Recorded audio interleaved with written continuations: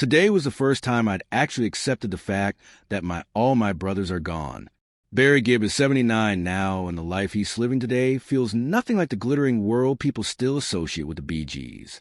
For decades, Barry was the constant, the steady voice, the man who always showed up, always carried the weight, and always kept the music alive, even as the people closest to him kept slipping away. Fame gave him everything, then quietly took almost all of it back.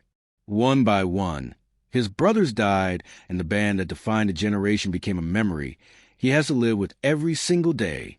And now, at an age when most legends are surrounded by celebration, Mary lives a much quieter, heavier reality defined by loss, survival, and memories that never really go silent. So, what does life actually look like for Barry Gibb? Now, join us as we get into the heartbreaking details. Barry Gibb survived what should have killed him before he could even remember it. Before Barry Gibb ever found his voice, life came dangerously close to taking away. Barry Gibb was born on the 1st of September, 1946, at Jane Crew Call Maternity Home in Douglas, on the Isle of Man, into a family already moving toward uneven rhythm of music and uncertainty.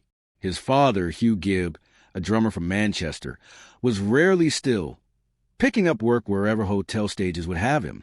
His mother, Barbara, also Manchesteran, stayed home, anchoring the household while the days quietly rearranged themselves around survival. When Barry was born, Hugh was working constantly playing drums at hotels around Douglas, while Barbara kept the home running. The family settled briefly at Chapel House on Strang Road.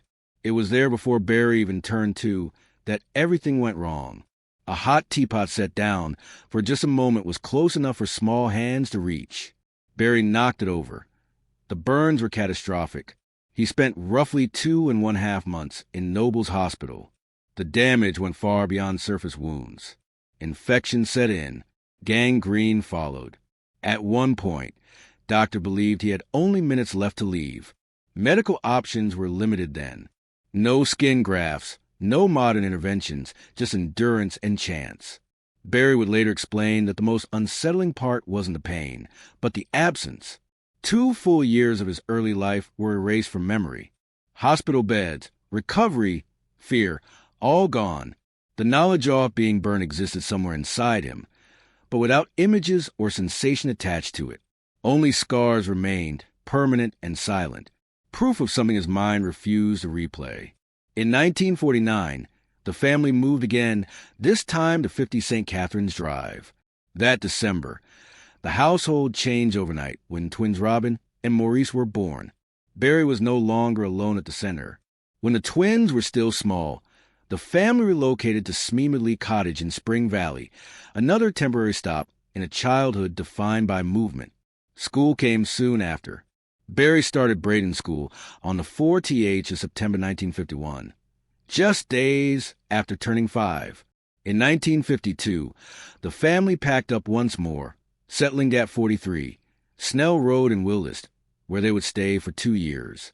That same year, Barry attended Tynwald Street Infant School. By his 7th birthday in 1953, he had moved on again, this time to Domain Road Boys' School. Nothing about Barry Gibb's early years was loud or glamorous, and warning signs of global fame. Just a fragile beginning, close calls, constant relocation, and a child who survived something he would never truly remember, yet would carry with him for the rest of Opie's life. Before the Bee Gees became a phenomenon, Barry Gibb was already paying the price.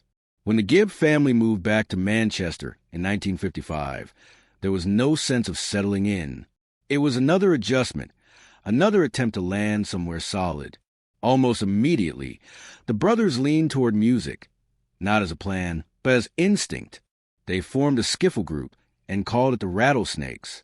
Barry took the lead, singing while handling both lead and slide guitar. Robin and Maurice backed him on vocals and acoustic guitar. 2 friends from the neighborhood, Paul Frost and Kenny Horrocks, filled out the lineup, lending vocals and whatever energy they could bring. By 1957, the Rattlesnakes were working through the songs. Everyone knew Cliff Richard, Paul Anka, Buddy Holly, the Everly Brothers. Familiar melodies, tight harmonies, and songs learned by listening hard and playing them again and again until they stuck. Even Barry's memory couldn't later lock down their first song. At one point, he said it was Paul Anka's I Love You, Baby.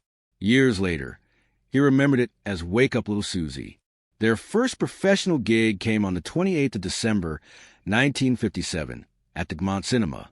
It wasn't a breakthrough, but it mattered. It confirmed that what they were doing could exist outside bedrooms and back rooms. Not long after, a careless accident snapped Barry's guitar straight through the middle. Frost later described it exactly that way, broken clean in two. By May 1958, as the family moved again to Northern Grove, Frost and Horrocks fell away. The band contracted.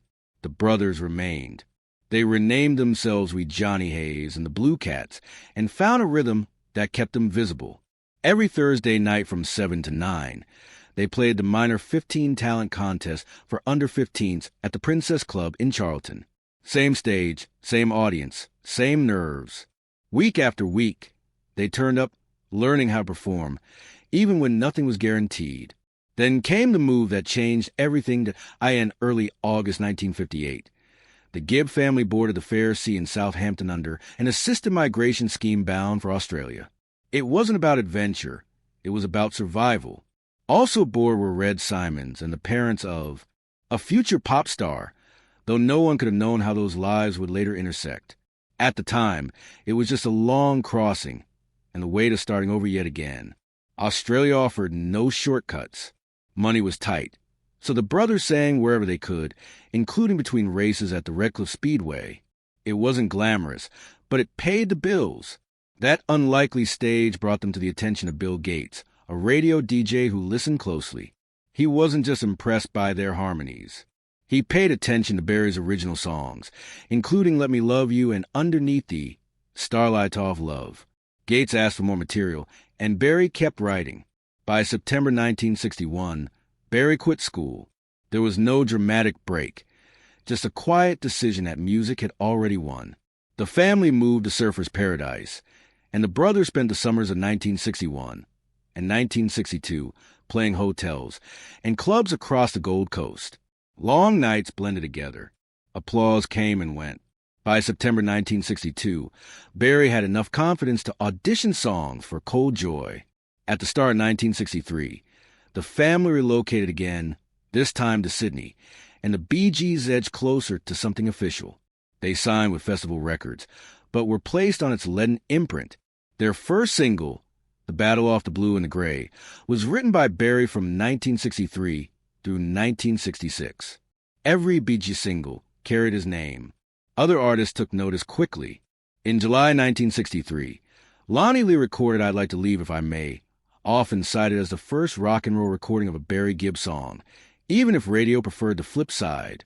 Between 1963 and 1966, Barry's material was recorded by Trevor Gordon, Nolene Batley, and Shelton, April Byron, Ronnie Burns, and Lori Balmer.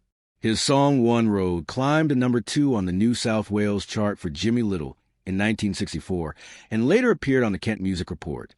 That same year, Brian Davies reached number 25 with I Just Don't Like to Be Alone. Barry's writing moved faster than the band itself. In 1966, recognition arrived in a more formal way when Barry won the Radio 5K Award for Best Composition with I Was a Lover, a Leader of Men. Momentum accelerated and rest vanished. Early in 1967, the Bee Gees returned to the United Kingdom. On February 24th, they passed a live audition and signed with Robert Stigwood the same day Spix's, and Specs was released in Britain. Stigwood became their manager immediately. Drummer Colin Peterson and lead guitarist Vince Maloney joined soon after. Their first international album, Bee Gees First, followed. The second single, To Love Somebody with Barry on lead vocals, took on a life of its own and never really let go. Around the same time, the brothers added backing vocals to Cowmen, Milk Your Cow, written by Barry and Robin and sung by Adam Faith. One night in 1967, Barry found himself inside London's Speak Easy Club, a place that operated on permission rather than signs. Pete Townsend introduced him to John Lennon, who barely turned around. Lennon had just come from the Sgt. Pepper's Lonely Hearts Club Band photo shoot and stayed locked in conversation. Barry later joked that he met Lennon's back, not his front. It was a strange moment. close enough to brush against history, distant enough to feel invisible. Behind the scenes, pressure built steadily. The schedule never eased and expectations only climbed. On a flight from Australia to Turkey in 1967, both Barry and Robin collapsed from nervous exhaustion. By December 23rd, they left England again, landing in Australia on Christmas Day after missing Christmas Eve entirely. They spent the holiday with Stigwood's family, then moved on to Sydney, already drained. By the end of 1967, the strain was undeniable. In early 1968, disagreements over creative control intensified, spilling into the studio and onto the stage. Appearances on the Smothers Brothers show and the Ed Sullivan Show expanded their reach in the United States, but tension followed them everywhere. Barry's 1968 composition, Only One Woman, became a UK hit for the Marbles, and Hollywood invitations soon followed. At a party hosted by Lee Hazelwood, candid photos later surfaced, showing Barry talking with actress Angela Cartwright, and in another moment playing guitar while members of Honeyless Deed sang along. Nothing in the picture was scandalous. It was just a reminder of how exposed and popular the band had become. In 1969, the Beast released First of May with Lamplight on the flip side. Robert Stigwood chose First of May as the aside. Shortly after, Robin announced his solo plans. The Bee Gees released Tomorrow without him. Barry stayed busy co-writing and producing for Samantha Sang and producing tracks for P.P. Arnold, including Bury Me Down by the River. Drummer Colin Peterson left that summer, leaving the group reduced to Barry and Maurice. Harry Cox stepped in briefly. Songs were recorded. Only a handful were released. By December 1969, the Bee Gees announced their split. In January 1970, Barry returned to the one thing that had never left him, writing quietly, relentlessly, preparing for recording sessions the following month, while everything that had come before lingered heavy and unresolved, refusing to disappear. And that unresolved weight is exactly where the next chapter begins, when the Bee Gees fell apart, and why it almost stayed that way. When the Bee Gees sang together, it sounded effortless, like harmony was their natural state. What most people never saw was how hard that harmony was to maintain once the music stopped. Barry, Robin, and Maurice Gibb had been blending their voices since they were children, barely old enough to understand what they were building. They weren't manufactured. They weren't assembled. They grew into each other musically through repetition, instinct, and an almost unfair level of familiarity. By the time they were teenagers, they were already professionals, already living a life that demanded constant closeness. That kind of togetherness can create magic, but it can also stretch relationships thin. By 1963, the Bee Gees were officially recording artists. Barry was just 16. Robin and Maurice were only 13.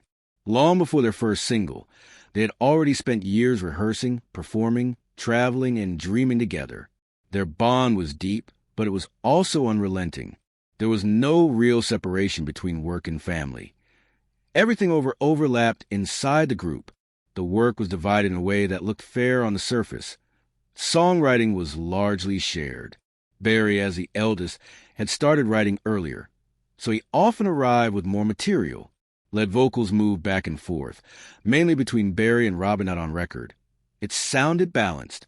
Behind the scenes, it was anything but. The real fracture line ran through the question no one wanted to say out loud at first.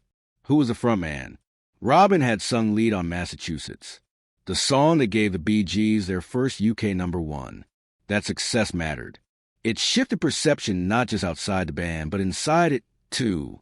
Robin began to feel that his voice should lead more often. Barry didn't see it the same way. To him, the group worked best when roles were fluid, when no one voice dominated for too long, complicating everything with the voices around them. Friends, industry people, admirers. Each brother heard some version of the same message whispered in different ways. You don't need the others. You could do this alone. That kind of talk doesn't create confidence. It creates doubt. It turns collaboration into competition. By 1969, the tension had nowhere left to go. The fight over which song would lead the album Odessa brought everything to the surface. Barry's First of May was chosen, as the aside over Robin's lamplight. It wasn't just a creative decision. It felt personal. In March of that year, Robin announced he was leaving the group. For the first time, the Bee Gees weren't the Bee Gees.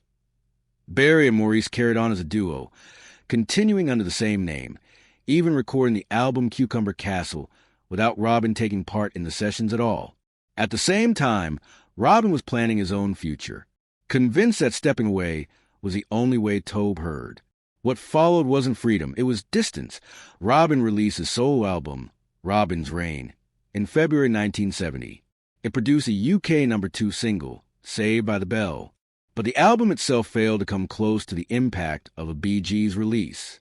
The success was real, but it was limited. Meanwhile, Barry and Maurice were drifting, too. Plans were announced for solo careers on their end as well. The idea of the Bee Gees as a finished chapter suddenly felt real. The pop world took notice. A group that seemed inseparable had fractured in full view. For a long stretch, the brothers barely spoke. What finally pulled them back together wasn't nostalgia. It was necessity. Contracts still needed attention. Loose ends had to be handled. And soon enough, conversations resumed slowly. Somewhere in those practical discussions, something unexpected happened. They remembered what it felt like to work together. They remembered what they missed. One by one, solo projects were quietly abandoned. Barry's album went unfinished. Morris's plan faded. Robin scrapped a second solo effort. Without announcing it loudly, the Bee Gees reunited. Almost immediately, they began working on a song that said everything they hadn't been able to say to each other. How can you mend a broken heart? Wasn't subtle. It didn't need to be. The question at its center echoed their own situation, the damage done, and the effort required to move forward. They never pretended the conflict hadn't happened. They didn't erase it. They learned how to live with it, how to work through it, how to protect the music, even when emotions ran high. That brief breakup lasted less than a year, but it left a mark. It proved the Bee Gees weren't immune to the same pressures that tear other bands apart. It also proved something else. Even fractured, even bruised, they still belonged together. And thankfully, they still had a lot more music left to give. And while the band was finding its way back, Barry's personal life was slowly breaking apart. Barry Gibb found forever. Right after losing it all, Barry Gibb didn't find lasting love easily.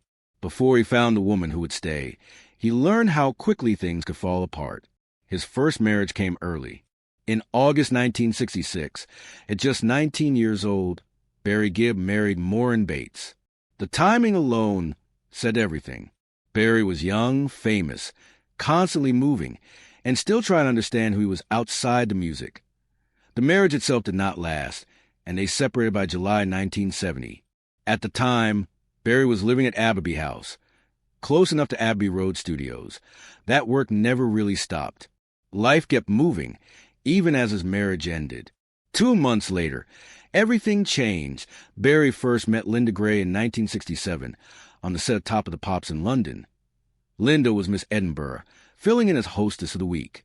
Barry later admitted something almost funny about a moment. Massachusetts was sitting at #1, and she hadn't even heard the song. None of that mattered.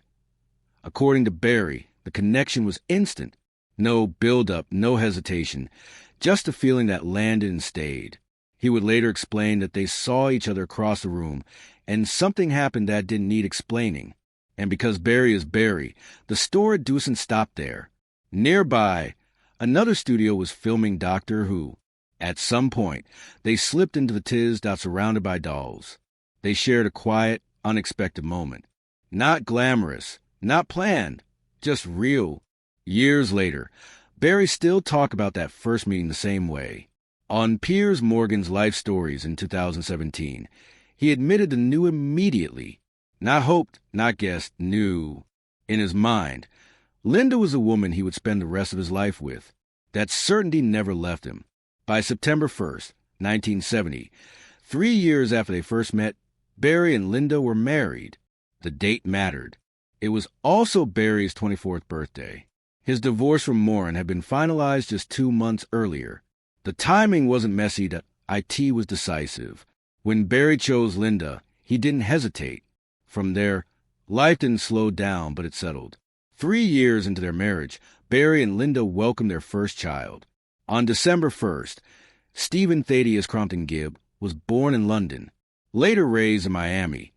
Stephen grew up surrounded by music, but not pressured by it. At 3, he played piano. As a teenager, he switched to guitar. His path leaned heavier, louder. Over time, he played with hard rock and metal bands, including 58 Black Label Society and Crowbar. It wasn't the Bee Gees sound, and that was the point. Their second son, Ashley Robert Crompton Gibb, arrived on September 8th. Music pulled at him too, just in a different way. According to longtime fan accounts, Linda had always loved the name Ashley.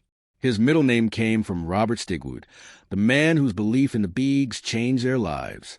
In January 1981, Barry and Linda welcomed their third son, Travis Gibb, born in Florida. Then 3 years later, the family grew again. On December 1st, 1984, Michael Gibb was born, sharing a birthday with his older brother, Stephen. Michael was named after Michael Jackson, Barry's close friend and Michael's godfather. While music was always nearby, Michael chose acting instead, earning multiple screen credits over the years. In December 1991, the family welcomed their first daughter, Alexandra Gibb. By then, Barry and Linda's household was full and loud. Fame still existed, but it no longer defined the center of Barry's life. Family did. The next chapter came quietly. In December 2002, Stephen welcomed his daughter, Nina, making her Barry and Linda's first grandchild. The following year, Ashley's son, Lucas John Crompton, was born. Over time, the number grew.